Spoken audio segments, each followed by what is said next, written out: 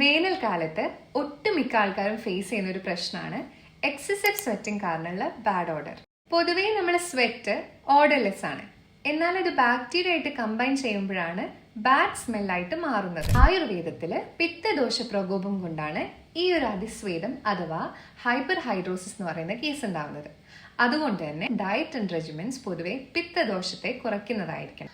ബോഡിയിലുള്ള water and electrolyte balance maintain ചെയ്യുക. Excessive ആയിട്ടുള്ള spicy, caffeine, alcohol content പോലെയുള്ളവയ്ക്ക് maximum avoid ചെയ്യുക. അതുകൂടാതെ നമ്മളെ ശരീരത്തിനെ തണുപ്പിക്കുന്ന രീതിയിലുള്ള ഭക്ഷണങ്ങൾ such as cucumber, watermelon, mint മുതലായവയ്ക്ക് കഴിക്കാവുന്നതാണ്. ഇനി കുളിക്കുന്ന കാര്യത്തിലാണെങ്കിൽ ആന്റി ബാക്ടീരിയൽ സോപ്പ് ഉപയോഗിച്ച് ഡെയിലി കുളിക്കുക. ആര്യവേപ്പിന്റെ ഇല, രാമച്ചം മുതലായവ നമ്മൾ ഇൻഫ്യൂസ് ചെയ്തിട്ടുള്ള വെള്ളം കൊണ്ടും കുളിക്കാം. എക്സ്റ്റേണലി നാച്ചുറൽ ഡിയോഡ്രൻസിലൊക്കെ കണ്ടുവരുന്ന ആലും നമുക്ക് എക്സസ് സ്വെറ്റിംഗ് ആയിട്ടുള്ള പാർട്സിൽ റബ്ബ് ചെയ്യാൻ യൂസ് ചെയ്യാവുന്നതാണ്. ഇത് പോർ ടൈറ്റനിങ് ചെയ്യുന്നത് കൊണ്ട് തന്നെ എക്സസീവ് സ്വെറ്റിങ്ങിനെ പ്രിവെന്റ് ചെയ്യുന്നു. ചന്ദനം, രാമച്ചം, നന്നാരി പോലെയുള്ള ദ്രവ്യങ്ങളെ പേസ്റ്റ് ആക്കിയിട്ട് നമുക്ക് ശരീരത്തിലേക്ക് തേച്ച് കുളിക്കാവുന്നതാണ്. ഇത് കൂടാതെ പെർഫ്യൂംസിനൊക്കെ പകരമായിട്ട് നമുക്ക് നാച്ചുറൽ ആയിട്ടുള്ള എസെൻഷ്യൽ ഓയിൽസ് ഒക്കെ യൂസ് ചെയ്യാവുന്നതാണ്.